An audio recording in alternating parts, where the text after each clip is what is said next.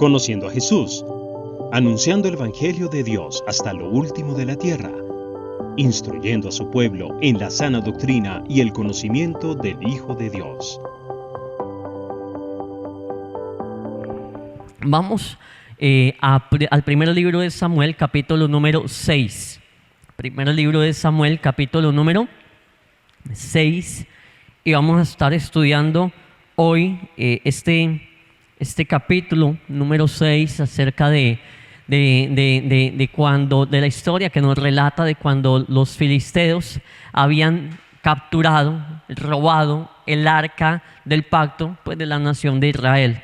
Dice la palabra del Señor en el versículo número 1: estuvo el arca de Jehová en la tierra de los filisteos, ¿cuánto tiempo? 7 meses, dice la palabra de Dios. No estuvo el tiempo que los filisteos quisieron que estuviera. No estuvo el tiempo que los israelitas quisieron que estuviera. El número 7 en la Biblia representa el número perfecto de Dios, el tiempo perfecto de Dios. En 7 días fue creado toda la creación, fue hecha toda la creación. El número 7 siempre va a representar ese número completo, esa perfección de Dios, ese tiempo perfecto de Dios. Y ahí podemos ver que entonces el arca del pacto la tenían los filisteos y estuvo allá el tiempo perfecto de Dios. Ni un día más, ni un día menos. Fue el tiempo que Dios permitió que estuviese. Los filisteos la habían robado, Dios lo permitió. Y Dios permitió que estuviese allá el tiempo que Él permitió que estuviese allá. ¿Se acuerdan las palabras de Jesús que dijo: a mí nadie me mata, yo doy mi vida, yo la pongo y después yo mismo la vuelvo a tomar? Porque Dios es un Dios soberano y tiene control y dominio sobre todas las cosas. Pero es que los filisteos se la habían robado. Sí, pero por encima de los filisteos Dios les había permitido tomarla. Y estuvo allá no el tiempo que ellos quisieron que estuviese. Fue el tiempo que Dios decidió que estuviese allí en la tierra de los filisteos. Por encima de los filisteos estaba mandando la voluntad del Señor. Tenemos a un Dios que aún maneja a nuestros enemigos. Y lo que harán y lo que hacen nuestros enemigos, Dios se los está permitiendo. Dios le permite. Hay lugares, hay personas donde dicen: pero es que mis enemigos están haciendo esto y aquello. Bueno, es porque Dios lo está permitiendo. Dios lo está permitiendo. Y después les acarrearán juicio peor. ¿Se acuerda la historia de Egipto, cuando los egipcios tenían cautivo al pueblo de Israel? Que Dios permitió que los oprimieran, pero a medida que se endurecía el corazón de ellos, la ira y el juicio de Dios venía con mayor fuerza sobre los egipcios. Venía con mayor fuerza sobre los egipcios. Y a veces Dios permite que los enemigos tomen cierta ventaja y tomen como que ciertas alas y un poquito de poder, pero después Dios les pasa también cuenta. Después Dios también les pasa factura a esos enemigos del imperio romano, el imperio griego, los babilonios, los persas. Todos esos imperios que se levantaron en algún momento fueron porque Dios se lo permitió, pero luego venía Dios y también los arrasaba, los destruía. A Nabucodonosor Dios lo levantó. Dios levantó al imperio de Babilonia. Dios levanta este gran imperio y Dios le da todos los reinos de la tierra a Nabucodonosor. Pero después de eso Dios comienza a profetizar juicio en contra de Babilonia. Porque pese a que los enemigos puedan tomar fuerza y poder en algún momento determinado de la vida, después Dios les va a pasar factura. Después Dios les va a pedir cuentas. El arca del pacto entonces estuvo allí 7 meses por voluntad de los filisteos o por voluntad de Dios. De Dios, porque Dios se lo permitió. Versículo número 2. Entonces los filisteos, llamando a los sacerdotes y adivinos. ¿Qué les suena a eso? Brujos, hechiceros, adivinos. Esos eran los sacerdotes de Dagón, una cantidad de brujos y adivinos, dice ahí la palabra. Les preguntaron: ¿qué haremos del arca de Jehová? Hacednos saber de qué manera la haremos volver a enviar a su lugar. Los filisteos, pues entonces inicialmente pensaron de que el arca del pacto era algo bueno para ellos. Y dijeron: wow, el arca del pacto es el mayor de los trofeos que hayamos podido conseguir, porque ellos sabían que el arca del pacto era lo más sagrado para el pueblo de Israel. estaba en el lugar santísimo del tabernáculo. El arca del pacto estaba en el lugar más sagrado del templo del pueblo de Israel, y era como quitarle a Dios, dejar al pueblo de Israel sin Dios, porque ellos sabían que Dios, la presencia de Dios estaba allí en el arca del pacto, se manifestaba en el arca del pacto, y los filisteos estaban celebrando, diciendo: dejamos a Israel sin Dios, y pensaron ellos que eso era algo bueno. Pero 7 meses más tarde se dieron de cuenta que lo que ellos pensaron que era bueno, no era bueno, sino que les estaba trayendo era enfermedad, juicio y castigo. Lo mismo nos puede pasar a ti y a mí. Desafortunadamente, hay cosas, dice la palabra, y caminos que al hombre le parecen bien, pero su final es un camino de muerte, es un final de muerte. Y ellos pensaban: el arca del pacto es el mejor trofeo para nosotros. Se les convirtió en la peor pesadilla, se les convirtió en el peor fracaso para ellos. ¿Cuántas veces nosotros no tomamos algún negocio? Que porque es que este es el negocio de la vida, es que voy a invertir aquí, es que me va a ir bien, y uno piensa que es lo mejor, y despuesitos de un tiempo se da cuenta que no, que era todo lo contrario, que lo único que trajo fue dolores de cabeza, tristeza, fracaso. Una relación: no, es que conocí la persona de mi vida, la pareja ideal, y me quiero casar o quiero formalizar una relación con esa persona, pero a medida que va pasando el tiempo, como que es, bueno, si no se dejó guiar por Dios, claro está, si lo hizo en su humanidad, si tomó decisiones en su fuerza y en su humanidad, se da de cuenta que no era como pensaba, se da de cuenta que las expectativas que tenía en algún momento no eran las reales, y que después se dejó ver las cosas cual eran, tal cual como eran, y no era como él pensaba, no era como ella pensaba, y todo se fue al piso, todo se desplomó. Nosotros somos muy propensos a eso. El ser humano es propenso a eso, a hacerse falsas expectativas, de que esto es lo mejor para mí. El tiempo demostrará si es así o no es así. Pasado un tiempo, se va a saber si realmente era lo mejor o no era lo mejor. Pasado un tiempo se va a conocer si realmente fue una buena decisión o no fue una decisión. Aquella persona que dice: me voy de la iglesia y me voy porque voy a emprender y me voy a tal ciudad, y después pasa que ni emprendió ni le fue bien, y que está antes peor. De esos casos se han visto. Es que me voy de la ciudad, me voy a ir a tal ciudad porque allá me va a ir bien, porque allá me va a ir mejor, porque allá voy a conseguir esto, porque aquí me están ofreciendo tal oportunidad de empleo y me va a ir mejor. Y va, y después se regresa, o después está saltando de ciudad en ciudad porque las cosas de pronto no eran como parecían. Y vaya y venga cuando las cosas son de manejo. Vaya y venga cuando las cosas tienen una solución, pero hay otras cosas que de pronto no tienen una solución tan oportuna. Los filisteos entonces llevan el arca pensando que era lo mejor que les había podido pasar a ellos, pero en realidad les estaba trayendo enfermedad, tumores, juicio de Dios. Versículo número 3 dice la palabra de Dios: ellos dijeron, los brujos, los hechiceros, dijeron: si envías el arca del Dios de Israel, no la envíes como sola, no la envíes vacía, sino pagadle la expiación. Entonces seréis sanos y conoceréis que no se apartó de vosotros, y conoceréis por qué no se apartó de vosotros su mano. Mire qué interesante la forma de pensar de los brujos, de los adivinos, porque la forma de pensar de estos brujos y de estos adivinos, que eran los brujos, adivinos y sacerdotes de Dagón, estaban siendo más entendidos que aún Elí y los hijos de Elí. ¿Por qué estaban siendo más entendidos? Porque ellos están diciendo: ojo, cometimos un pecado y hay que pagar ¿qué dice la palabrita ahí en el versículo? Una expiación. ¿Qué es la expiación? Quitar el pecado. Ellos decían: cometimos un pecado, cometimos un error, y hay que quitar ese pecado de nuestras vidas para que así, dice ahí la palabra del Señor, para que así seamos sanados, para que se quiten las enfermedades. Mire que Elí no pensó eso.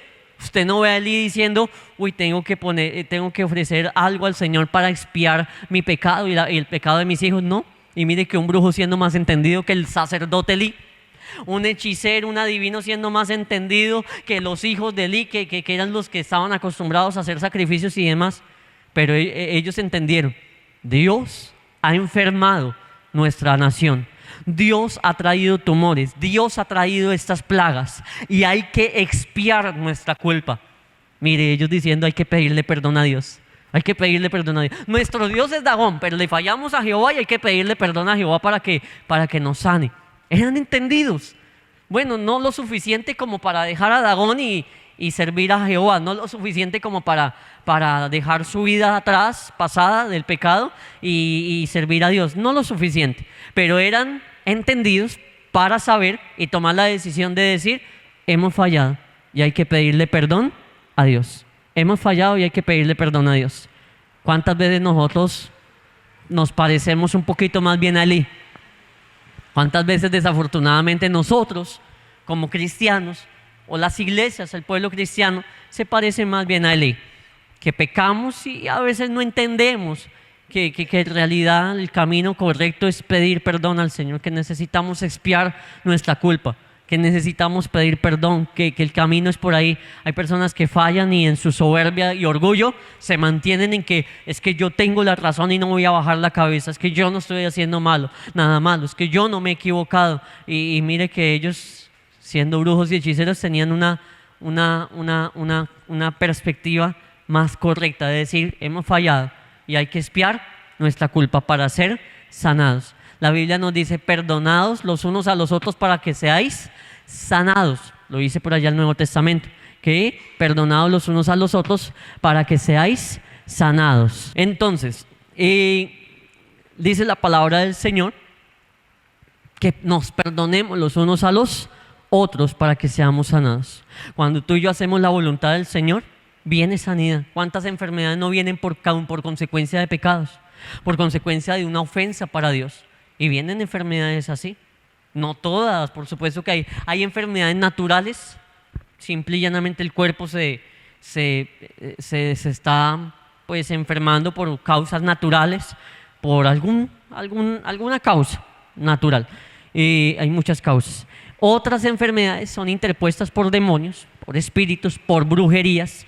Imagínense que hay brujerías en donde cogen los intestinos. Por ejemplo, hay brujos que cogen el riñón de un animal y cogen un muñeco de vudú y cogen bolsas. Y entonces, un ejemplo, cogen una bolsa y escriben el nombre de la persona y comienzan a coger ese riñón y lo meten en esa bolsa y comienzan a meterle cosas ahí para que ese riñón se pudra, se dañe. Y la persona por allá, en cualquier otro lugar en donde se encuentre, comienza a enfermarse del riñón. Ay, pero ¿y ahí qué pasó? No, le están haciendo una cantidad de brujería y en una bolsa tienen un riñón de un animal lleno de cosas para dañarle los riñones a esa persona. Bueno, si no es el riñón, entonces es el corazón. También cogen corazones de pollos, de aves, de cerdo, qué sé yo, de algunos animales, lo meten allá y le comienzan a decir, y la persona comienza, ay, se me subió la tensión, que estoy sufriendo hipertensión y eso, lejos de pensar que por allá en algún lado le tienen una bolsa con un corazón de algún animal lleno de hechicería, brujería, conjuros, entierros y una cantidad de cosas. Lejos de imaginarse, no, es que se me subió, quién sabe, de pronto es que estoy comiendo mucha grasa. De pronto es que me toca cuidar la dieta, me toca hacer esto, me toca hacer aquello. No, lejos de imaginarse que lo que en realidad está pasando es una brujería. Claro, vuelvo y se lo digo, hay enfermedades naturales, pero hay otras enfermedades que son interpuestas por brujerías o por demonios. Y hay otras enfermedades que vienen por tomar la cena indignamente. Esa ya no la puso ni Satanás, ni tampoco fue por algo natural, sino que es una disciplina del Señor. Es algo que el Señor está colocando como castigo. Y en este caso, esa es la que está sucediendo. Esta enfermedad que tenían los filisteos no era natural, tampoco había sido el diablo el que los había enfermado. Era Dios el que los había enfermado. Era Dios el que los había castigado con tumores y con las plagas de los ratones, de las ratas. Era Dios mismo el que los había castigado. Era la mano de Jehová que se había endurecido en contra de ellos. Era un castigo divino. Y entonces estos sacerdotes dicen, si van a enviar el arca del pacto, no la envíen vacía. No la envíen vacía porque hemos fallado en contra de Dios. Y lo que necesitamos es que Dios perdone nuestro pecado para que luego así tú y yo seamos sanados. Eso es lo que decían esos brujos. ¿Entendidos? Sí. Que nos falta a nosotros también es ser así entendido y mucho más, porque muchas veces no reconocemos algunas fallas, ofensas que hacemos en contra de Dios. Y pensamos, no, esto puede ser natural, no, es que eso es el diablo. No, tenemos que reconocer cuando hemos ofendido a Dios y tenemos que reconocer cuando la mano de Dios no está a nuestro favor, sino que está endureciéndose o está en contra de nosotros. Que hay épocas de nuestra vida donde eso fácilmente puede llegar a pasar en la vida del creyente, en donde Dios no está a favor de la persona y viene algo malo sobre esa persona y la persona lo primero que hace es echarle la culpa al diablo. Es que el diablo, es que el Satanás, es que los demonios, es que la bruja de la esquina, es que esto y aquello. Y no digo que esas cosas no existan, sí existen, pero también hay que sopesar la vida de la persona. Si no fue el diablo, si no fue la bruja que vive en la esquina, si no fue cosas naturales, sino que es la mano de Dios que se está endureciendo en contra de esa persona, si es un castigo de Dios. Pero es que a nadie le gusta decir, uy, es que Dios me está castigando. A nadie le gusta decir que Dios es el que lo está castigando. A nadie más bien le gusta reconocer que Dios le pueda estar castigando. Más bien las personas dicen, no, eso es el diablo. El diablo es el malo, el diablo es el que hace esto, el diablo es el que hace aquello. Pero también debemos de reconocer que nosotros también fallamos, que nosotros también cometemos cosas que no están bien y que a veces, en algunas ocasiones, somos acreedores de disciplina del Señor y que Dios tenga misericordia. Pero esas disciplinas de Dios pueden llegarle al cristiano más bueno, al cristiano más perfecto. ¿Por qué le digo esto? Porque el cristiano ejemplar lo tenemos también en la Biblia. Un hombre conforme al corazón de Dios, David. ¿Y acaso también no le llegó el momento donde Dios dijo, aquí me toca disciplinarlo, aquí me toca castigarlo porque hizo algo que no debía, aquí me toca apretarlo? Y lo disciplinó, por lo menos registrada en la Biblia, dos ocasiones, la vez del censo y la vez que se acostó con la mujer que vio desde la terraza, tuvo un hijo con ella, mató al esposo de ella y Dios pues también ahí lo coge y lo disciplina. Entonces mire que entonces uno puede ser el cristiano ejemplar, el buen cristiano, el ungido de Jehová, porque eso era el rey David, era el ungido de Jehová, el dulce cantor de Israel. ¡Wow! El dulce cantor de Israel, un hombre que la pasaba orando, un hombre que tenía una gran comunión con Dios, pero cuando Dios también lo tuvo que exhortar y disciplinar, él no dudó en hacerlo. Dios no dudó en hacerlo. Entonces nosotros, por mejores cristianos que podamos llegar a ser, por excelentes cristianos que tú y yo podamos llegar a ser, no estamos exentos en algún momento de nuestra vida pasar por esos momentos de disciplina del Señor, donde nos jala un poco las orejas, donde nos reprende por algo. Y es más, la Biblia dice, el padre al hijo que ama, lo disciplina. Es decir, que más bien la disciplina es una señal del amor de Dios, porque si Él nos ama, nos va a corregir, y si nos corrige es para pues enderezarnos. Dice el versículo número 4, y ellos dijeron, ¿y qué será la expiación que le pagaremos? Ellos respondieron, conforme al número de los príncipes de los filisteos, 5 tumores de oro y 5 ratones de oro, porque una misma plaga ha afligido a todos vosotros y a vuestros príncipes. Entonces estos brujos y estos hechiceros dicen, bueno, ok, hay 5 príncipes, 5 ciudades afectadas, vamos a ofrecer 5 tumores de oro y 5 ratones de oro. Los tumores eran la enfermedad que les había dado a ellos. Algunos dicen que esa enfermedad había sido la peste bubónica, y esa peste bubónica es generada por los ratones, como también puede ser 2 plagas diferentes. Los ratones como tal, trayendo plaga como plaga más bien, sobre la nación de los filisteos, y aparte de eso los tumores. Y entonces los brujos dicen, vamos a hacer esos ratones y vamos a hacer tumores, 5 por cada príncipe, y los van a mandar juntamente con el arca de regreso. Versículo número 5. Haréis pues figuras de vuestros tumores y de vuestros ratones que destruyen la tierra. ¿Qué hacían los ratones? destruir la tierra. ¿Y qué hacían los tumores? Destruir las personas, enfermar y que hubiera mortandad. Y daréis gloria al Dios de Israel. Qué buena noticia es, porque los filisteos iban a tener que darle la gloria a Dios, pero no en un son de alabanza y de culto y de exaltación, no. ¿Cuándo tú y yo le damos la gloria a Dios? Cuando reconocemos que Dios es el que está haciendo las cosas. Ellos iban a tener que decir, Dios es el que nos ha enfermado. Y con el simple hecho de que los filisteos reconocieran que era Dios el que había traído ese castigo sobre ellos, le estaban dando la gloria a Dios, porque estaban diciendo, esto no es el diablo, esto no es humano, lo hizo Jehová. Y eso es darle la gloria a Dios. Eso es obra de las manos de Dios, del Dios de Israel. Y ahí los brujos y hechiceros le estaban diciendo eso a los príncipes. Le daréis gloria al Dios de Israel. Quizá aliviará su mano sobre vosotros y de sobre vuestros dioses y de sobre vuestra tierra. Es decir, que estaban reconociendo, la mano de Dios está en contra de ¿quién? De ustedes, de la tierra y de sus dioses.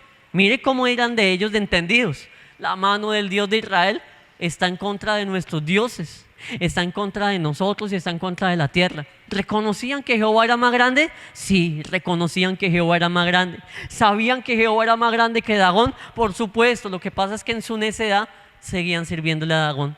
En su necedad seguían en el mal camino. En su necedad seguían viviendo una vida separada de los caminos de Jehová. Pero ellos ya lo reconocían. No, Dios nos tiene afligidos.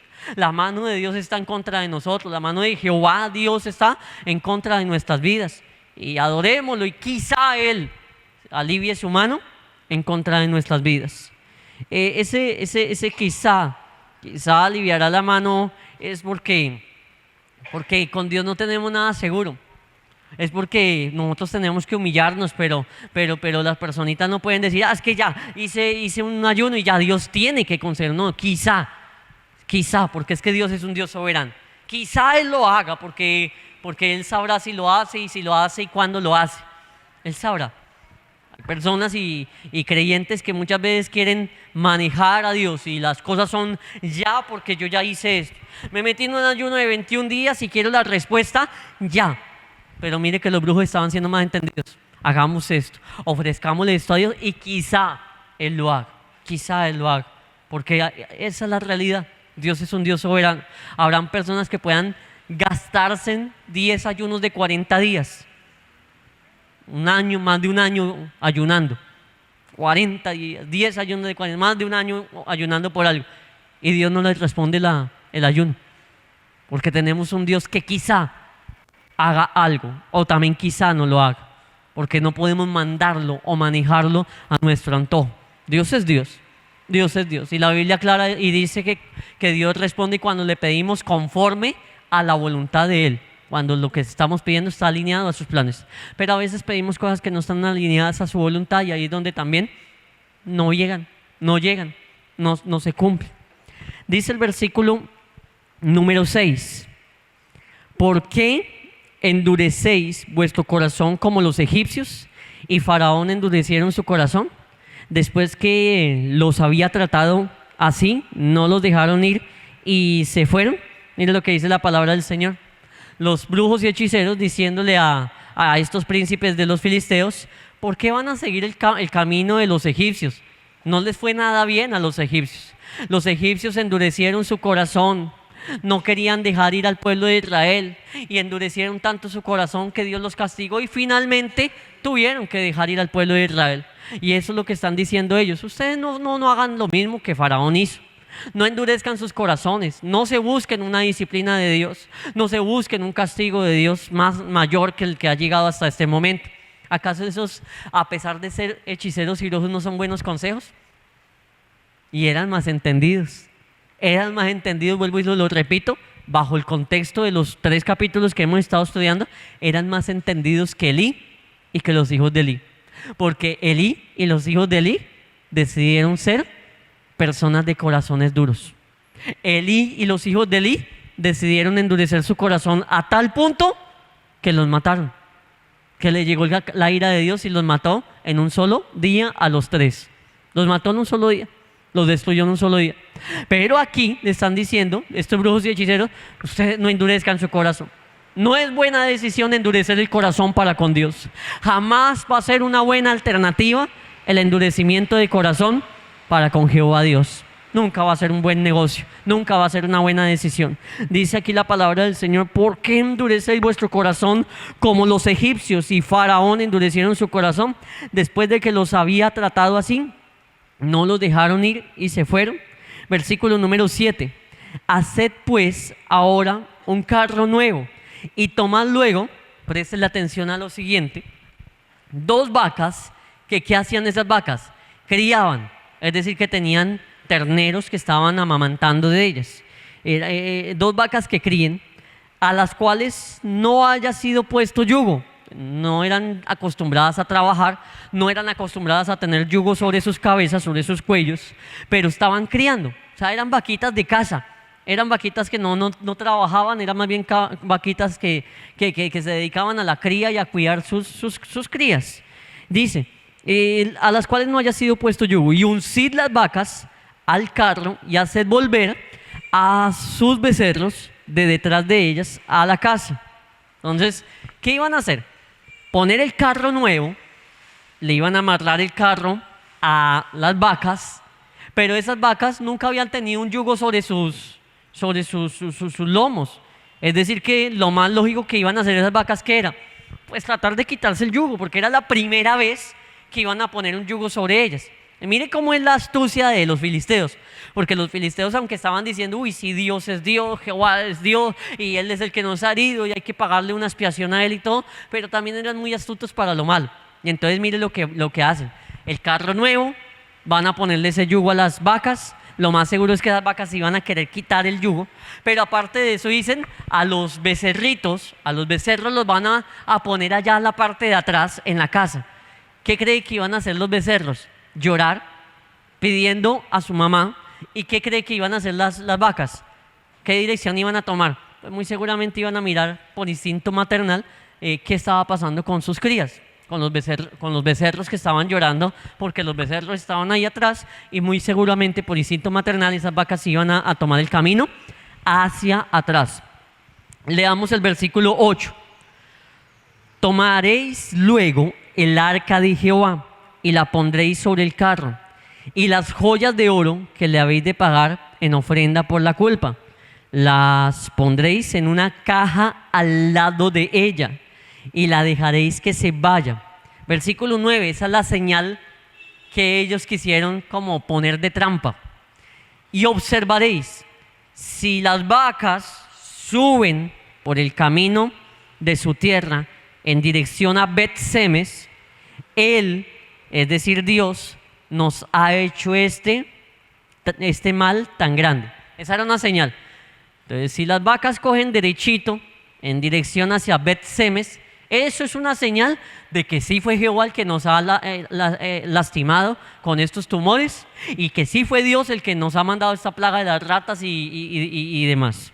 Dice, y si no, si las vacas por instinto maternal se van hacia donde los terneros que están allá llorando atrás, si las vacas por instinto de que nunca les había sido puesto un yugo encima, quieren quitarse el yugo y no quieren caminar, dice ahí, si no, sabremos que no es la mano, no es su mano, no es la mano de Jehová la que nos ha herido, sino que esto ocurrió, ¿por qué?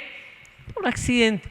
Mire la astucia del hombre tan absurda y tan terrible que es, porque lo más lógico humanamente que haya podido pasar, ¿qué cree que era?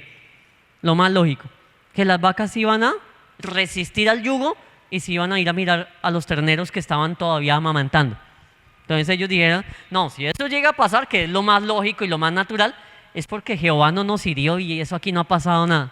Y esto ha sido un accidente, una mera casualidad de la vida. Pero si las vacas no se preocupan por sus hijos, sus terneros, y aparte de eso son tan sumisas, siendo la primera vez que tienen un yugo, y siguen hacia adelante, su camino hacia Bet-Semes, es porque eso es una señal que Jehová es el que nos ha herido. Se la pusieron un poquito difícil a Dios, ¿verdad? pero para Dios no hay nada difícil ni nada imposible. Vamos a seguir leyendo. ¿Y las vacas qué cree que pasó? Y las vacas se encaminaron por el camino de Bet-Semes y seguían camino recto, andando y bramando, sin apartarse ni a derecha ni a izquierda. Y los príncipes de los filisteos fueron tras ellas hasta el límite de Bet-Semes. ¿Qué hicieron las vacas? Hacer lo imposible, porque lo meramente posible era que se iban a devolver a ver a sus hijos y iban a resistir al yugo. Estas vacas hicieron lo que era contrario a lo lógico, siguieron derecho, caminos de Semes. Dios demostrándoles esto, por si todavía a estas alturas no lo quieren creer, esto lo he hecho yo. Este castigo se los he dado yo. Este castigo se los he dado yo. Esta reprensión la he dado yo. Es como decir cosas tan absurdas como dejemos caer un vaso de vidrio al piso y si se rompe es porque Dios no fue el que mandó este castigo. Y si no se rompe es porque Dios sí fue el que mandó este castigo. ¿Qué creen que va a pasar? Deje caer el vaso al piso.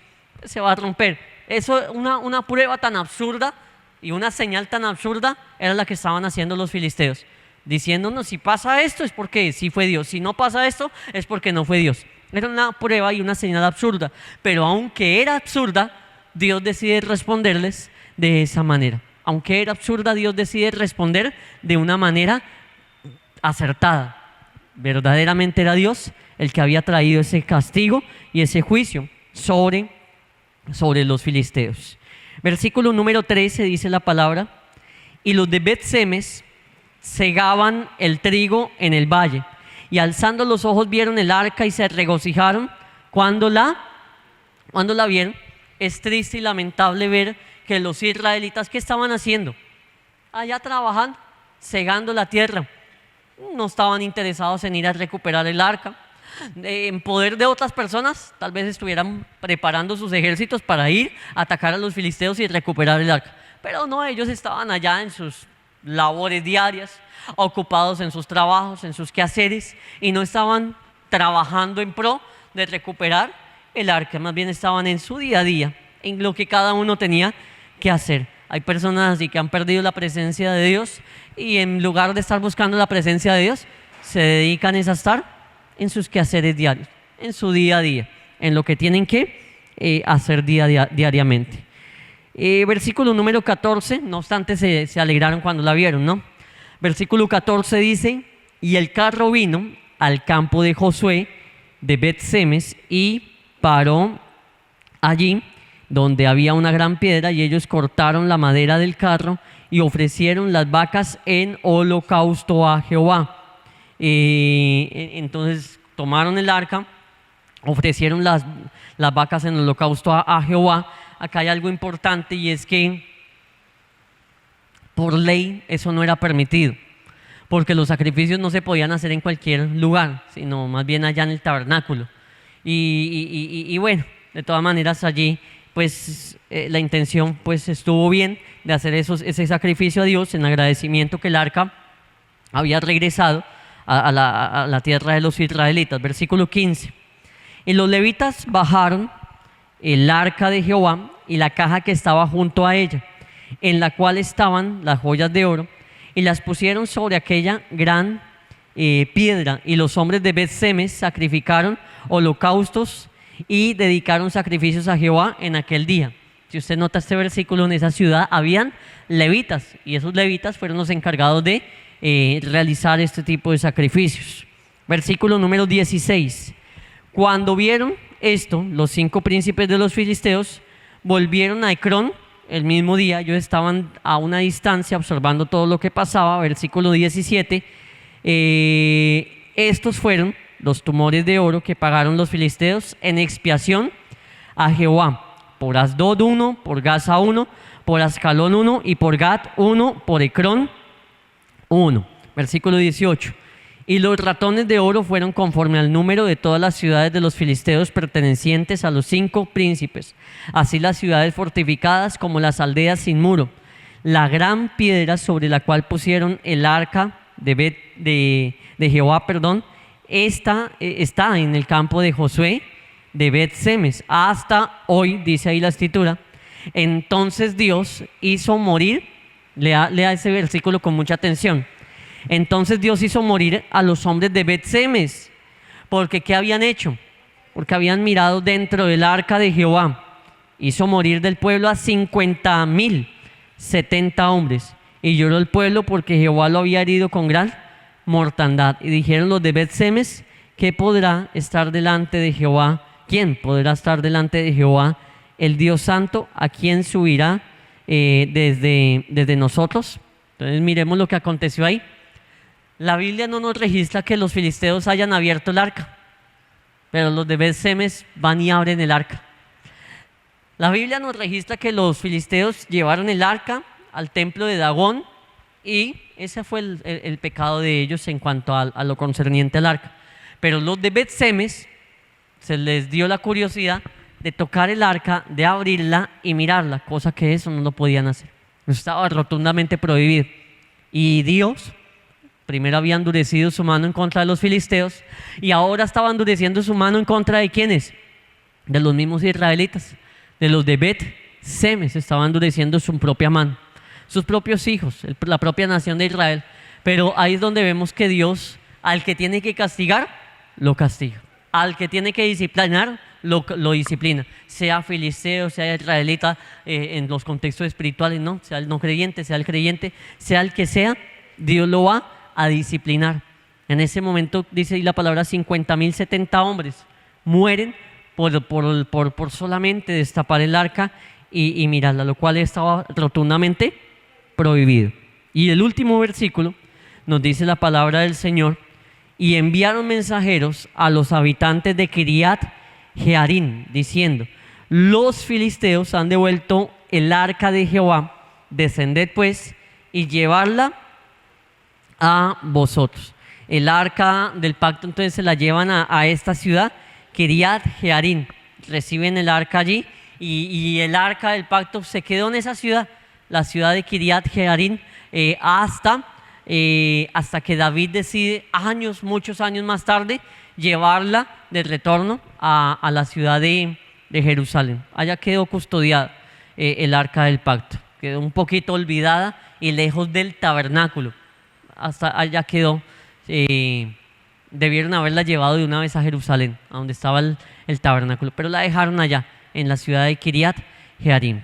No fueron como tan entendidos como para llevarla a Jerusalén. ¿Qué nos da a entender todo esto, iglesia?